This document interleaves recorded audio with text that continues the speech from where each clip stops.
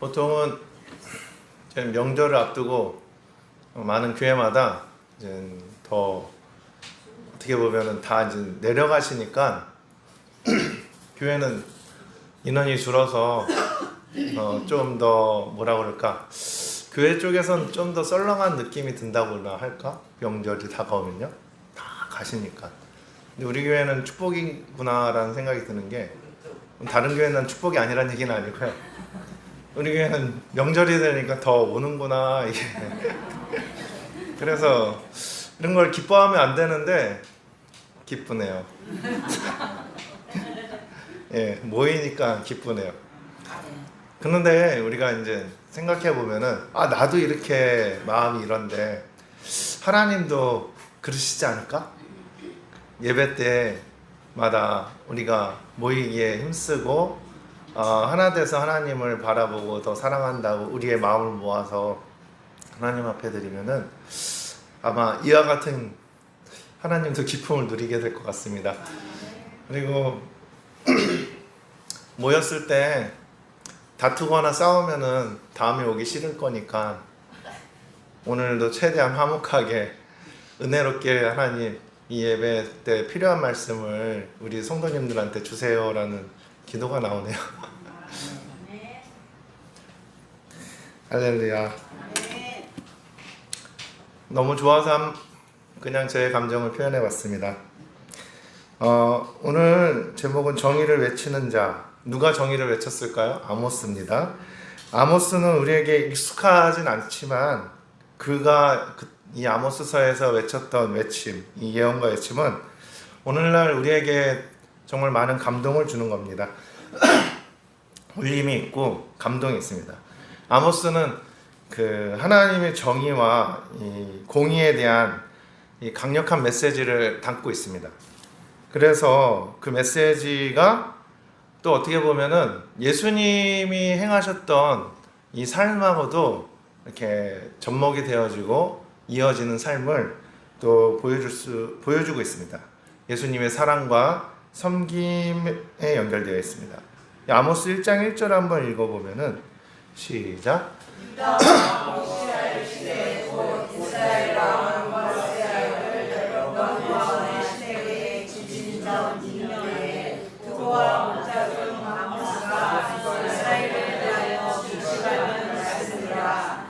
아멘. 여기서 알 수 있는 것은 아모스가 이스라엘에 대하여 묵시받은 말씀이라. 아모스의 저자는 누굴까요? 아모스입니다. 네, 이렇게 저자를 말씀드렸고, 아모스는 여기서 보니까 드고아 출신입니다. 그렇죠? 유다 왕국의 드고아 출신의 목자였다는 거죠. 목자. 그리고 또 목자도 되지만 또 뽕나무를 재배하는 또 농부였습니다. 그의 직업은 목자이자 농부였습니다. 양을 치고 또 뽕나무를 재배하는 농부였습니다. 그러니까 그가 어떻게 보면 전문적인 선지자가 아니고 그냥 그 당시 평범한 일꾼이었다는 거죠. 양을 치고 그 다음에 뽕나무를 재배하는 농부였다는 거. 근데 하나님께서 특별하게 이런 사람을 택한 게 아니고 평범하게 그 뽕나무 재배하고 목자였던 사람을 택하셨다는 겁니다. 근데 이게 딱 보면은 다윗이 뭐였죠? 예, 목자잖아요. 목자. 어렸을 때부터 목자였잖아요. 그리고 또 엘리사는 뭐였어요? 지난번에 농부였잖아요. 예? 12겨리소 부자 농부. 예. 근데 오늘 아모스는 뭐예요? 둘 다네요. 근데 딱 보니까 목자도 이렇게 뭔가 관리하고 잘 기르는 그런 약간 리더십 지도자가 있다면은 이 농부도 뭐죠? 예, 나무나 이렇게 벼나 아무튼 뽕나무나 잘 관리하고 길러야 되는 그런 위치에 있다는 거예요. 근데 이게 하나같이 잘 관리하고 기르는 게 그냥 하면 되는 게 아니라 또 어떤 드라마에서 보니까 대화를 하라고 그러더라고요. 그러니까 이게 맹목적으로 기르면 안 되고 잘 식물하고 대화하고 동물하고 대화하다 보면은 어떻게 된다? 그들의 필요를 알고 그 부분을 케어해 줄 수 있다는 겁니다. 제가 그 대화를 못해서 신혼초 때 산세베리아를 많이 죽였다고 말씀드렸습니다. 물을 안 줘서 말라 죽이고 또 주라고 그래가지고 썩어 죽이고 결국은 계속해서 화분가리로 채워넣는데 사랑이 있어야 기를 수 있구나. 근데 왜 그런가 봤더니 하나님의 창조 원리가 그렇다는 것입니다. 사랑이 있어야 기르고 자랄 수 있다는 거죠. 하나님의 통치 원리가 사랑으로 움직인다는 것을 말씀을 전하고 예수님 마음을 쫓다 보니까 갈수록 더 깨닫게 되는 것 같아요. 그래서 사랑이 있어야 사람과 사람의 마음을 감동시키고 그리고 그것이 이어져서 사람의 마음을 움직여서 이 나라, 이 땅을 통치하는 방식이 이것이 하나님의 방식이구나. 그리고 이것이 하나님의 공의고 이게 하나님의 정의구나. 오늘 아모스가 그토록 외치는 것은 이 예수님의 마음이 흐르기를 바랬던 거예요. 하나님의 공법과 하나님의 정의가 물같이 하수같이 이 땅에 흘러서 회복되어지기를 간절히 원하는 하나님의 계시를 받고 이 땅에 선포하는 거였습니다. 이렇게 평범한 사람을 선택하는 것 같지만 그 안에는 하나님의 마음을 닮은 사람을 택하는 것을 다 볼 수가 있어요. 하나님께서 아모스를 택하셔가지고 이 북이스라엘의 부패, 불이 이러한 삶을 꾸짖도록 하셨습니다.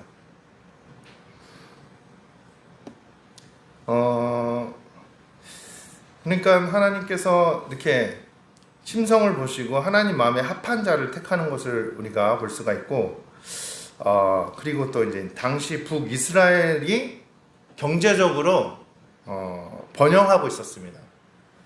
그러니까 이렇게 경제적으로 번영하고 성장하면은 참 따라오는 게 있는데 이렇게 타락하는 게 따라옵니다. 이 삶 자체도 타락하고 영적인 부분도 타락하고 이 부하게 되니까 영적 타락도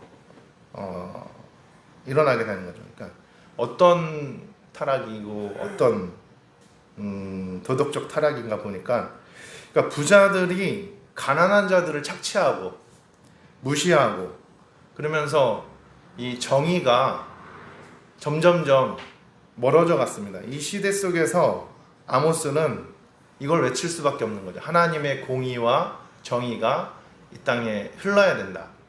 그래야 이 타락한 이 땅이 회복이 되어진다는 사실입니다. 그의 선포가 그런데 참 그래요. 너희가 타락했다. 이 죄악의 상을 딱 선지자들이 비춰주면은 어떤 사람이 제일 뜨끔하고 따끔할까요? 지금 이 시대에 부자였던 사람들이 찔리고 누가 눈에 가시가 될까요? 아모스가 눈에 가시가 될 수밖에 없는 거죠. 그러니까 이 진리하고 반대되는 쪽에 있는 사람들은 눈에 가시가 될 수밖에 없어요. 그러니까 우리가 예수님의 마음을 강조하고 섬김을 강조하고 예수님의 사랑을 선포하면은 어떤 사람이 눈에 가시가 되냐면은 그 마음이 없는 사람들이 눈에 가시가 되는 겁니다. 아이고, 왜 저러고 살아? 왜 저렇게 섬기고 낮아지고 살아? 당당하게 살아야지.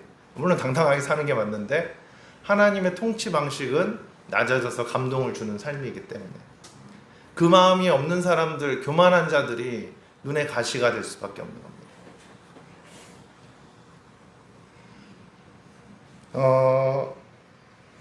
오늘 본문 5장 21절 22절을 함께 읽겠습니다. 시작. 내가 너희 저희를 미워하여 멸시하며 너희 성의들을 기뻐하지 아니하노니 너희가 내게 번제나 수제를 드릴지라도 내가 받지 아니할 것이요 너희 살찐 희생의 아무것도 내가 돌아보지 아니하리라. 하나님께서 이렇게 아무리 나한테 예배를 드려도 받지 않는데요. 문제가 뭐예요? 중심이 다 틀어져 버렸으니까 안 받는 거예요. 사울이 아무리 살찐 소로 그러니까 그 사울 당시에 하나님께서 악하다고 하시는 이유는 중심이 하나님께 없으니까, 아무리 살찐 소로 하나님 앞에 제사를 드린다고 해도. 근데 지금 아모스서에서 지금 이것도 똑같은 내용이잖아요. 번제나 소제를 드릴지라도, 화목제를 드릴지라도 내가 너희들의 예배를 안 받겠다는 겁니다. 뭐예요? 그 중심 속이 하나님을 향한 게 아니고 다 자기네들을 위한 것입니다. 하나님을 섬긴다고 하지만 자신들의 삶의 행동에서는 자신의 부를 가지고 가난한 자를 무시하고 가난한 자를 착취하고 그리 살았기 때문에 하나님께서 기뻐하지 않았습니다. 그러니까 하나님의 예배를 겉으로는 예배를 드리지만 실제로의 이들의 삶은 뭐예요? 착취어가 불의, 악행을 일삼으며 살았다는 거예요. 이게 점점 내용이 우리랑 동떨어진 느낌이 든다고 생각하시겠지만 똑같은 겁니다. 우리가 예배 드릴 때는 이렇게 은혜를 받고 있지만 우리가 실질적으로 이렇게 우리의 삶 속에 들어가서 예수님의 섬김의 마음이 없다면은 지금 하나님이 이 말씀 똑같이 하시는 거예요. 너희들이 아무리 지금 와서 앉아 있어도 이 예배를 받지 않겠다는 겁니다. 그러니까 내가 화목해야 될 사람을 어떻게 하고 오라는 거예요? 화목하고 오라는 거죠. 무엇을 놔두고? 예물은 놔두고 다녀오셔야 돼요. 왜 그런지는 저도 모르겠어요. 갔다 오는 사이에 뭐가 바뀌나? 아무튼 그러니까 저는 계속 예수님 마음 증거하다 보니까 깨닫게 되는 게, 하나님께서 가장 악하게 보는 것이 이거였구나라는 게 깨달아지는 게, 우리가 두 가지 마음을 품고 있으면은 하나님이 너무 싫어하신다는 거예요. 지금 계속해서 호세아나 요엘이나 지금 이어져서 아모스나 다 같은 얘기가 겹쳐지고 있습니다. 두 가지 마음을, 하나님을 섬긴다 하면서 우리의 실제 삶은 아니다. 마치 바람피는 고멜과 같은 삶, 그것을 하나님께서 싫어하신다는 거죠. 아모스는 부자들이 가난한 자들을 억압하고 그 다음에 이렇게 착취하고 그 부분을 지적하면서 이 땅에 하나님의 정의와 공의가 흘러서 가난한 자들도 행복하게 살 수 있는 사회가 되는 것이 아마 하나님께 받은 마음이었다는 것을 아모스서를 읽으시면서 깨닫게 되는 겁니다. 5장 24절 아마 이게 우리 요절 말씀이기도 한데 다 함께 읽겠습니다. 시작. 오직 공법을 물같이 정의를 하수같이 흘릴지어다. 아멘. 예. 근데 여기서 공법이라고 나왔는데 새 번역이나 이제 다른 이제 좀 최근에 개정이나 번역본에서 보면은 공의로 번역되어 있습니다. 공법이. 그러니까 오직 공의를 물같이 정의를 하수같이. 그래서 성경사전에서 공의를 찾아보니까 선과 악을 정확하게 분별하는 하나님의 거룩한 성품이라고 되어 있어요. 그 성품 가운데 하나는 성품 가운데 하나, 그러니까 심판, 법, 권리, 정의 등으로 해석할 수 있는데 결국은 공의나 정의나 같은 맥락이죠. 하나님의 정의가 물같이 하수같이, 하나님의 공의가 물같이 하수같이. 다른 말로 얘기하면서는 이 공의는 하나님의 마음, 하나님의 뜻, 선악을 분별해서, 그죠? 하나님의 선이 흘러야 된다는 겁니다. 하나님의 거룩한 성품이 물같이 하수같이 흘러야 된다는 겁니다. 선악을 분별해서 선이 흐르게 하라는 것입니다.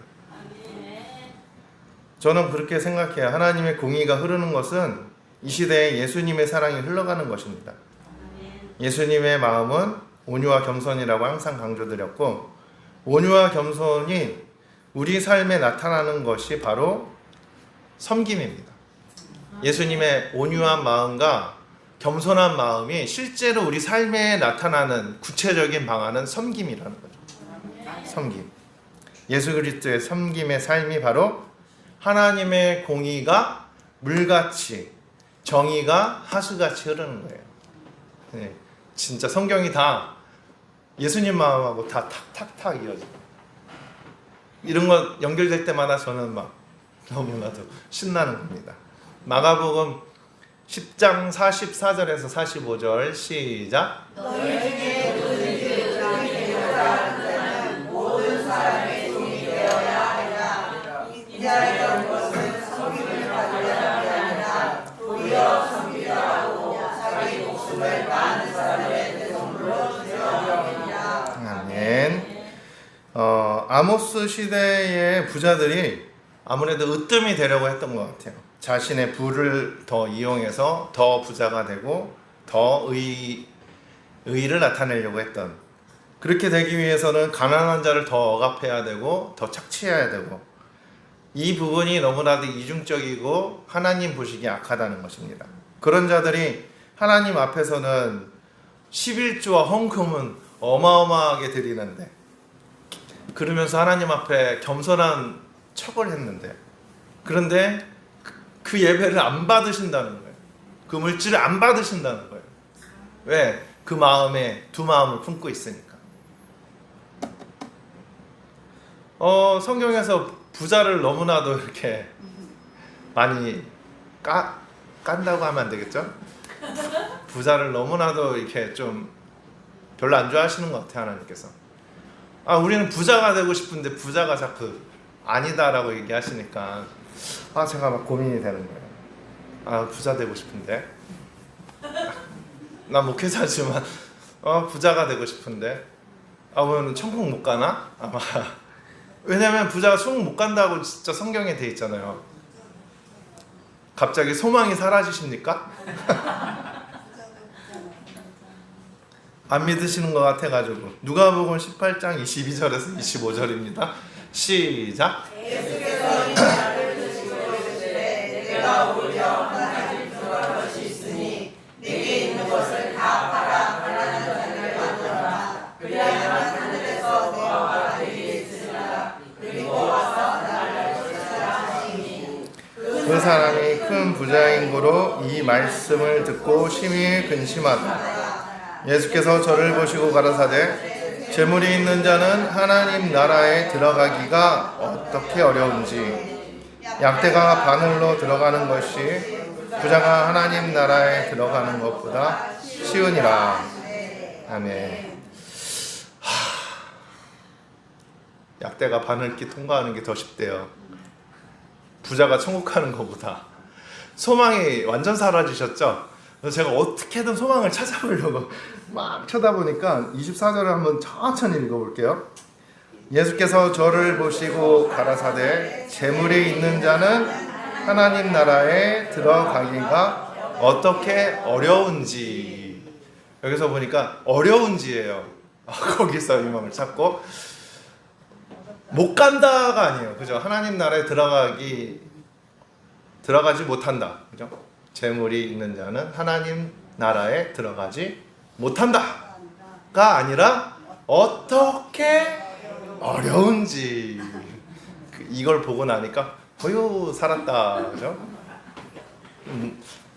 우리 교회 성도님 우리 목사님 안 되겠네 막 그러실 수 있는데, 제가 하나님 앞에 솔직하게 살기로 좀 다짐하고 난 뒤부터는 이게 제 솔직한 마음입니다. 우리 교회 성도님이 부자 됐으면 좋겠어요. 예수님 마음 가진 자만, 자기의 유익을 위해서 사는 사람 말고 예수님 마음 가진 우리 성도님들은 다 부자 됐으면 좋겠어요. 그래가지고 정말 그러니까 가난한 자들에게 정말 나누어 줄 수 있는 그런 은혜가 왔으면 좋겠어요. 아멘 하신 분 다 그대로 됩니다. 저도 부자 돼서 좀 많이 나눠주려고요. 자, 이 말을 들은 이제 관리, 그러니까 자신이 부자였기 때문에 고민하다가 돌아갑니다. 24절 25절에 그죠? 예수께서 저를 보시고 가라사대 재물이 있는 자는 하나님 나라에 들어가기가 어떻게 어려운지 약대가 바늘기로 들어가는 것이 부자가 하나님 나라에 들어가는 것보다 쉬우니라. 이러한 유명한 말씀이 나오게 됐죠. 부자가 하나님 나라에 들어가기가 어렵다는 것인데 어렵다는 거죠. 못 간다는 게 아니라 어렵다. 요게 포인트입니다. 그래서 부자가 천국 가기가 너무 힘들다는 것인데 여기서 부자의 기준은 뭘까 또 제가 생각을 해봤어요. 우리 보통 부자 제 생각에 요즘 시대에 부자는 한 100억 정도 있어야 되지 않을까. 없으시죠? 다 천국 갑니다.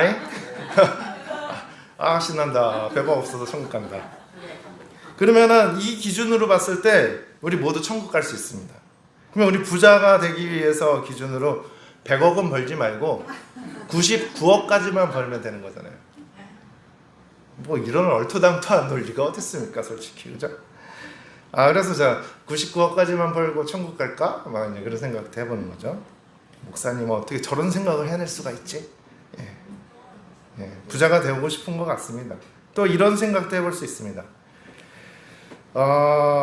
그런데 제가 막 이렇게 여러 가지 해냈지만 진짜는 그러면 사람마다 부자의 기준이 다 다른데 다 천국 가야 되는 게 아닌가. 이거 다 욕심의 변증밖에 안 되는 거죠.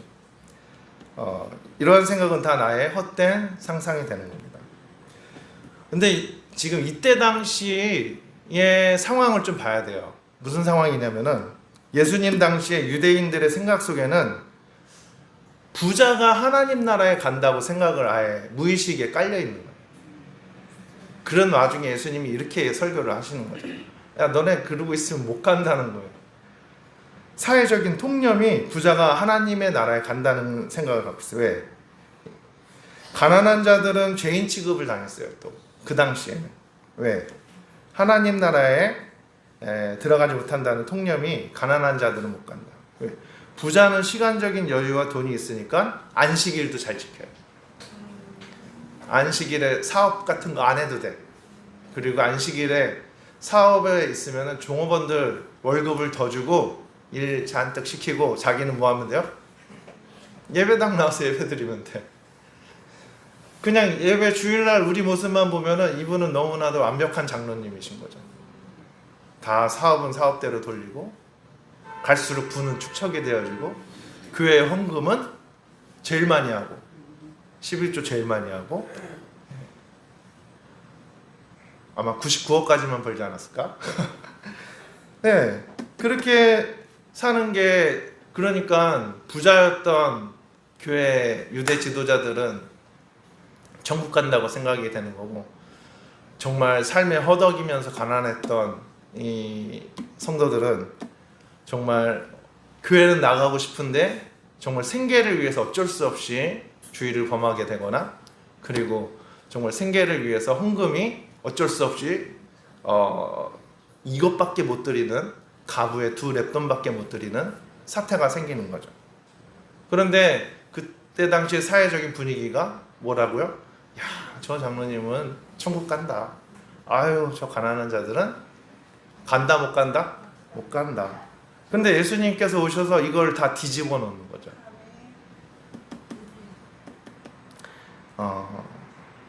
당시 유대인들은 율법 잘 지키는 부자가 하나님에 들어간다는 이게 무의식에 깔려 있는데 이런 생각이 있던 부자들이 예수님께서 이런 말씀을 하시는 거죠. 부자들이 천국 가기 힘들다. 그리고 정말 약대가 바늘길 통과하는 게 더 쉽다. 천국은 너무 어려워졌다. 이거보다 더 어렵다. 이유 여기서 우리가 한 가지 깨달아야 되는 거죠.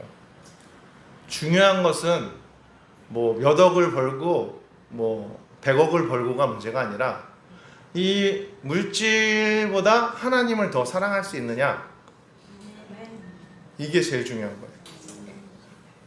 이 마음이 있으면 부자 돼도 되셔요, 솔직히. 어떻게 좀 갑자기 소망이 생기십니까? 그런데 우리에게 물질이 나의 것으로 있으면은 하나님보다 그러니까 이 물질보다 하나님을 더 사랑하기가 어렵다는 거예요. 그러니까 내가 이 물질을 가지려는 이 마음이 너무 크면은 겉으로는 하나님을 섬기는 척하지만 나의 본심은 어디에 있는 거예요? 이 물질에 있다는 거예요. 그러니까 이 말씀이 그런 얘기가 있어요. 물질이 있는 곳에 마음이 있다는 말씀이 있습니다. 마태복음 6장 24절에 보면은 한 사람이 두 주인을 섬기지 못할 것이니 혹 이를 미워하며 저를 사랑하거나 혹 이를 중히 여기며 저를 경히 여김이라. 너희가 하나님과 재물을 겸하여 섬기지 못함이니라. 아멘. 여기 보니까 뭐와 뭐를 겸해서 섬길 수가 없다고요? 하나님과 재물이에요. 근데 재물 말고도 늘 게 너무 많지 않습니까? 우리가 하나님보다 더 좋아하는 것들이 있어요. 하나님과 TV. 예, 이건 나한테 속하는 것 같기도 한데 하나님과 아들. 예, 웃으시는 분 조심하시고. 그리고 또 하나님과 여자. 예. 조심할 분이 없네요. 자, 그런데 그 많은 와중에 하나님께서 뭘 택하신 거예요 지금? 하나님과 재물인 거죠. 재물. 그러니까 사람들이 정말로 제 마음을 쏟고 있는 분야가 어디라는 거예요? 재물이에요. 보니까 유산 받을 때 아주 형제들끼리 혈투가 나더라고요. 아니 우리 여기는 없지만 드라마 속에서는 많이 나오더라고요. 부모도 없고 아들도 없고 형제도 없고 그냥 이 물질 때문에 그냥 다 갈라지는 거죠. 그냥 사람이 어디에 이렇게 마음을 뺏기는가 봤더니 물질이 된다는 거예요. 예, 욕심이 잉태한즉 죄를 낳고 죄가 장성한즉 사망이 되어버리는 거예요. 그래서 그 많은 것들이 세상에 있지만 그 중에 이 재물이 우리의 마음을 뺏는데 최고라는 거죠. 아주. 그래서 우리가 부자가 되면 될수록, 그러니까 물질이 모이면 모일수록 우리가 살 길은 뭐냐면요, 얘를 하나님보다 더 사랑하면 안 되는 거예요. 그게 우리가 이 물질을 누릴 수 있는 비결이에요. 그러니까 중요한 건 얘한테 신경을 쓰지 마세요. 그냥 우리는 하나님을 향하고 예수 그리스도의 마음을 계속해서 닮아가고 더 낮아지고 섬기려는 예수님의 마음을 계속해서 공급받으면은 여기에 흔들리지 않을 거예요.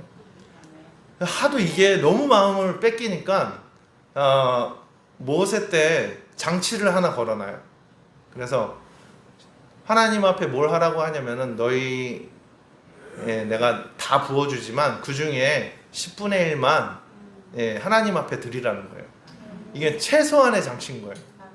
11조를 해야 우리의 마음이 물질에 안 뺏기는 거예요. 저는 11조를 해도 마음이 뺏기는 것 같아요. 그러면은 10에 2조를 하시면 됩니다. 10에 2조 해도 뺏기는 것 같아요. 그러면은 3조를 하십시오. 목사님 정말 해도 너무 하십니다. 아니 그냥 제가 지금 원고에 없는 게 즉흥적으로 떠오르는 거예요. 그러면은 10에 5조 하기 싫은 사람은 여기에 빼앗기지 않는 거죠. 10에 2조 하기 싫은 사람은 물질의 마음을 빼앗기지 않으면 되는 거죠. 솔직히 말하면요, 10에 1조는 최소한의 장치인 거예요. 그런데 보니까 오늘날 성도님들이 11조를 되게 힘들어하고 어려워하시더라고요. 아니 11조를 왜 걸어? 하나님이 돈이 없어요? 천하 우주 만물 강남 땅이 다 누구 땅이에요? 하나님 땅인데, 하나님이 온 우주 만물을 창조하셨는데 하나님이 솔직히 물질이 뭐가 필요했어요? 말 한마디면 다 되는데 거기에다가 물질로 살 수 없는 예수님 피값으로 우리를 사셨잖아요. 그리고 우리한테 복을 누리라고 다 줬잖아요. 그리고 야 너네 살려면은 요 중에 11조는 좀 내야지 되지 않을까? 그랬는데 어느 날 헌금하려고 준비가 안 돼서 주머니에 손을 넣었는데 뭐가 나왔어요? 10,000원짜리가 나왔네요. 50,000원짜리인가요? 몰라요. 다시 넣었다가 뺐는데 10,000원짜리가 넣었다가 뺐네. 그러지 맙시다. 갑자기 저 오늘 물질 설교하려는 게 아니었는데 어쩌다 일이 돼버렸지. 왜냐면 진짜 오늘 화목하게 끝내가지고 다음에 또 오게 만들려고 그러는데 오늘 여기 시험 들어가지고 또 몇 분 안 오시면 안 됩니다. 자, 저는 오늘 물질 설교한 게 아니고 우리가 살기 위해서는 최소한의 장치다. 하나님을 더 사랑하게 우리의 구조를 짜야 되는 거예요. 안 그러면은 물질의 노예가 되어지고 결국 있는 물질도 다 사라지게 된다는 거예요.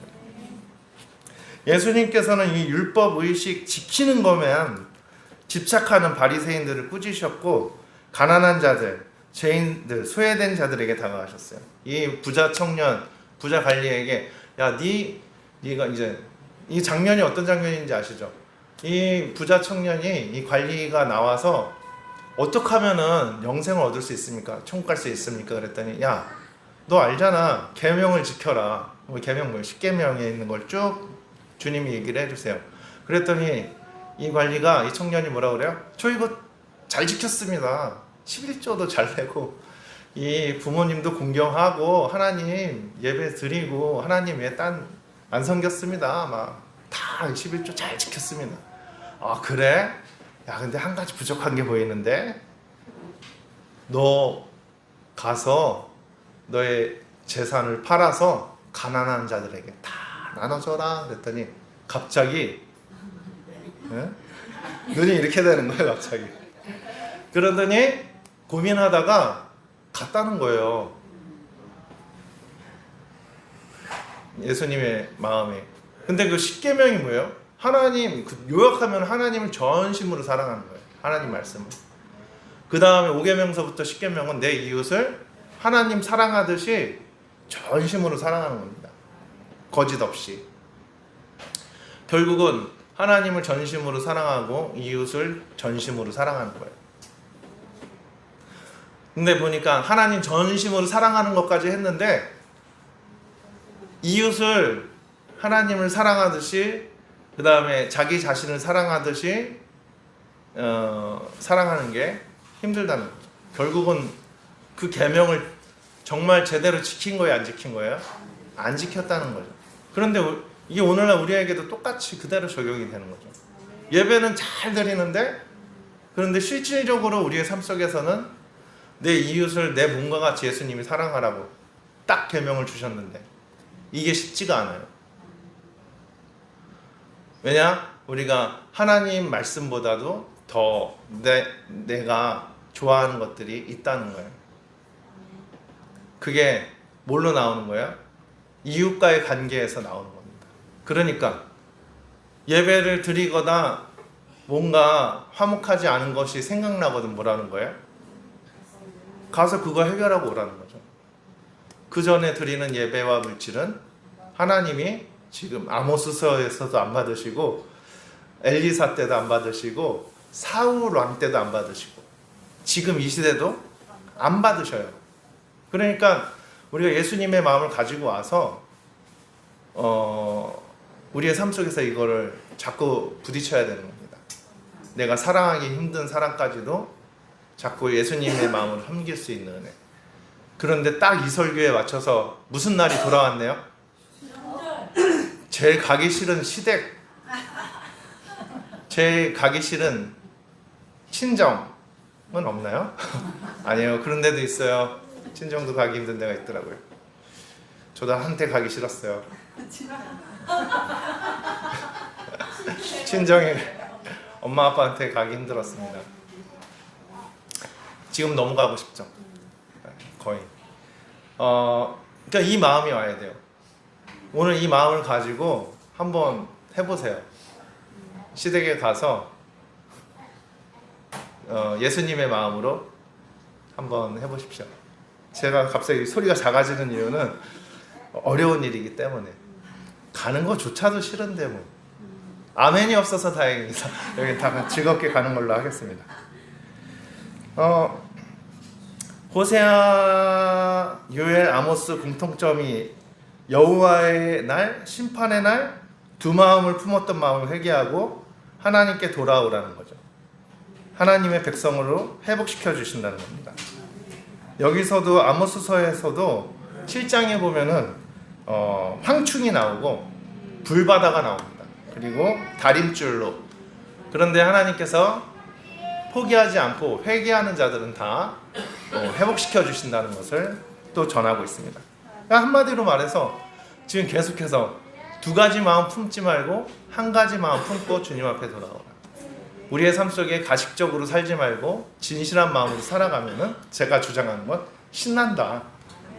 섬기는 게 되게 죽을 것 같은데 예수님은 십자가를 죽을 것 같은 마음으로 지셨을까요? 즐거운 마음으로 십자가 지고 가라. 이거 누가 말하신 거예요? 예수님 말씀하신 거예요. 우리가 구원받을 걸 보게 되니까 예수님 십자가 이게 기도하다 깨달으니까 이게 즐거움이 되는 거예요. 근데 우리도 이런 예수님의 십자가 마음으로 내 이웃에 냉수 한 그릇이다로 떠줄 수 있는 거 이거 한번 예수님 마음에서 예수님의 마음이 행동으로 옮겨지는 건 뭐라고요? 섬김. 이거를 한번 실천하면은 이게 정말 작은 것 같은데 어마어마한 세상이 열려지게 된다는 거예요. 그리고 나서부터 정말 힘이 생겨요. 진실해지는 힘이 생기고 그 다음에 내 속에 있는 것을 말할 수 있는 은혜가 생깁니다. 저도 그렇게 되면서 그나마 좀 바뀐 거. 옛날에는 먹기 싫은 것을 먹기 싫다고 말하지 못했어요. 신방 가서 주면은 주는 대로 다 먹었어요. 왜냐? 성도님들이 은혜 받아야 되니까. 그리고 나니까 내 속이 다 만신창이 되더라고요. 근데 지금은 배불러서 못 먹겠습니다. 이건 내 취향이 아닙니다. 여기까지 말할 수 있는 용기를 주시더라고요. 와, 이거 저는 놀라운 기적인 거예요, 진짜. 보니까 저를 너무 좋아하셔가지고 자꾸 먹으래요. 친정에 가도 먹으래요. 자꾸 먹이려고. 동생네 가도 먹으래요. 근데 저는 배불러서 못 먹겠습니다. 얘기를 해버려요. 근데 그렇게 얘기해도 시험에 안 들던데요? 예. 무슨 말씀인지 아시겠죠? 우리 너무나도 마음속에 상대방이 두려워서 우리의 진실한 마음을 감추고 사는 게 너무 많아요. 그런데 어린아이들 보세요. 뭔가 정말 너무 버릇없이 하는데도 미워요, 예뻐요? 왜 예쁜지 아셔야 돼요. 진실하기 때문이에요, 얘네들은. 근데 우리는 뭔가 버릇없이 하면은 그거조차도 가식적이니까 비난받고 질타받는 겁니다. 근데 우리 안에 이런 순수한 영혼이 있는 사람들은요, 뭔 말을 해도 예뻐요. 우리 성도님들 아멘 한번 해보세요. 아이고 예뻐요, 예뻐요. 예뻐. 그러니까 우리는 진실한 마음으로 가야 된다. 할렐루야. 두 가지 마음 품으면은 아니고 정말 하나님과 재물 속에서 하나님을 섬기십시오. 그러면은 100억 벌어도 괜찮다. 마을을 떠돌며 떡을 파는 할머니가 있었습니다. 그런데 떡이 너무 먹음직스럽고 값이 너무 싸서 가는 곳곳마다 사람들이 막 몰려드는 거예요. 그래서 한 번 떡을 사 먹은 사람은 반드시 처음보다 막 2개, 3개, 10개를 가져가시게 되는 거예요. 떡을. 그래서 이거는 뭐 한번 팔고 좀 있다 보면 이게 그냥 동이 나버리는 거예요. 잘 팔리면 기분이 좋을 텐데, 그죠? 떡이 다 잘 팔리면 잘 팔릴수록 이 할머니가 한숨을 쉬는 거예요. 아휴, 다 팔렸네. 다 팔렸어. 한숨을 치고 한탄하는 거예요. 그래서 그날도 할머니는 그래서 이게 다 팔리면 그 동네에서는 안 팔아. 또 다른 새로운 동네 가서 팔아요. 그러면 또 이거 팔면은 좀 있다가 금방 동이 나버리는 거예요. 아이고 또 다 팔렸네. 아이고 또 다 팔렸네. 여기서 안 팔아. 딴 데 가서 팔아. 아니 이 할머니 왜 자꾸 다 팔리면 좋은데 왜 이렇게 한숨을 쉴까? 그런데 어느 동네 가서 마찬가지로 떡을 팔았는데 또 여기서도 보니까 많은 사람들이 막 사가는 거예요. 그러다가 그때 어린 소년이 할머니에게 와서 손에 금화를 내미는 거예요. 금화가 뭔지 알아요? 금덩어리를 할머니 손에 주는 겁니다. 그랬더니 할머니가 야, 너 이 금화만큼 떡을 달라는 거냐? 그랬더니 아닙니다. 할머니께 산 떡이 그 안에서 이 금화가 나왔네요. 제 것이 아니라서 가져왔어요. 그동안 사람들이 왜 떡을 사갔어요? 맛있어서? 그 안에 금화가 나오니까 사갔던 거예요. 그래서 이제 할머니가 한탄한 거죠. 할머니는 왜 금화를 넣어서 떡을 만들었을까? 자기가 이제 엄청 부자가 됐는데 자신의 사업장을 물려받을 물질에 눈이 멀지 않은 후계자를 찾으려고 이렇게 떡에다 금화를 넣어서 팔기 시작한 거죠. 빨리 팔면 팔릴수록 한탄을 하는 거야. 아이고 돈에 눈먼 사람들. 아이고 돈에 눈먼 사람들. 그런데 이 소년이 와서 딱 내미니까 할머니가 아닌 척하면서 너 이거 이만큼 떡 달라는 거냐? 아니에요 할머니. 할머니 떡에서 이 금화가 나왔어요. 후계자 누구예요? 이 소년이 당첨이죠. 와 이렇게 찌릿찌릿 하더라고요. 하나님께서 그러실 거예요. 자꾸 떡을 줄 겁니다. 그러면 어떻게 하실 거예요? 이거 누구한테 온 거예요? 하나님께로 온 것을 인정하십시오. 그러면은 이 나라 이 유업을 누가 물려받아요? 우리가 물려받는 거예요. 우리 굳이 너무 세상 것에 매여 살지 마십시오. 그러니까 진리를 알면 우리를 자유케 하신다는 말씀입니다. 예수 그리스도의 마음을 닮아가면 닮아갈수록 우리는 정말 중요한 것이 뭔지를 보게 되는 겁니다. 우리 안에 두 가지 마음이 있었던 게 점점 사라지게 될 거예요. 예수님 마음으로 포커스가 모아지고 그리고 이 섬김이라는 예수님께서 보여주신 섬김이 이렇게 위대한 거구나 그것을 체험하시게 되실 겁니다. 그리고 진실한 마음으로 어린아이 같은 마음으로 행복해지실 거예요. 이번 명절이 두려웠던 성도님들은 이 말씀을 붙들고 나아가십시오. 행복해지실 겁니다. 아멘 하면 더 행복해지십니다. 할렐루야. 해피 추석.